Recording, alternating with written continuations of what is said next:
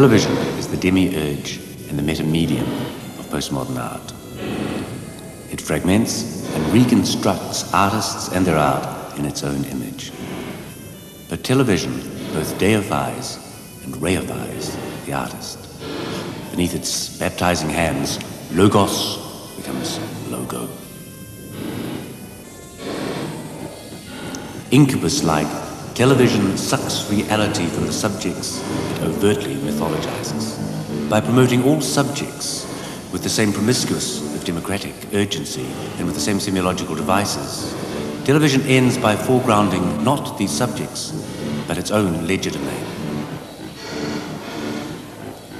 The artist becomes a blank space, hemmed in by the coordinating whimsies or the budgetary exigencies of the polymorphic brain behind the camera's eye. But television is more than a channeled medium. It is the ubiquitous, destructive element of postmodernity. Amorphous and fluid, it penetrates and dissolves previously distinct structures. It enters the interstices of the unconscious, pushes open cracks in the polity, fishes the city, and shorts the circuits of the international market. Television is the solvent. It facilitates the transition from authenticity to spectacle. Through the miracle of this televoid transubstantiation, a new homology emerges between the political economy of the individual libido on the one hand and the political economies of the city, the nation, and international exchange on the other. Structures of the market and the nation are infested by the structures of desire. Desire, in turn, reflects the faces of the polity and economy. Causality is multi-directional. Marxian topology and teleology collapse as the pillars of the economic base buckle under the saturated weight of the cultural superstructure. From being fetters on libidinous fantasy, capitalism uses all the aesthetic devices at its command to excite such fantasies.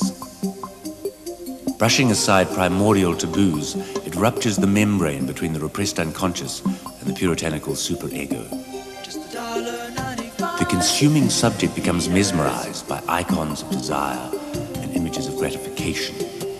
The fetishism of commodities gives way to the commodification of fetishes. As the rhythm of this fantasy release accelerates, the shapes that escape from the Pandora's box of the unconscious become ever more bloated and brutal. Thanatos couples with Eros to breed a degenerate progeny that feed upon and are fed by the internal drive of the postmodern self for sensation, the external drive of the postmodern economy for conquest. The Renaissance subject disintegrates. From its discarded shell steps a two-dimensional humanoid with gorged, distended, and fluorescent genitalia, the flaming, gem-like heart of phallic postmodernity. As the economy invades the unconscious, so also the phantasms of the unconscious invade the city. Neon instrumentality is subverted by neon baroque. Slot machines disgorge computerized rococo whimsies. Furtive urban pleasures, both patrician and plebeian, come into the open as video parlors, art museums, tourist playgrounds, fun parks, giant murals, and sculptures proliferate downtown and along the waterfronts. Nightly, alone and multitudinous in the National Amphitheatre, the tele-public have their thumbs poised to turn up or down as the blood sports of famine, war, revolution, and pollution replace one another in the arena of international spectacle. Daily, the globalizing economy penetrates deeper into mind, into matter. No matter. Never mind. In the imperial box sits the new master of ceremonies.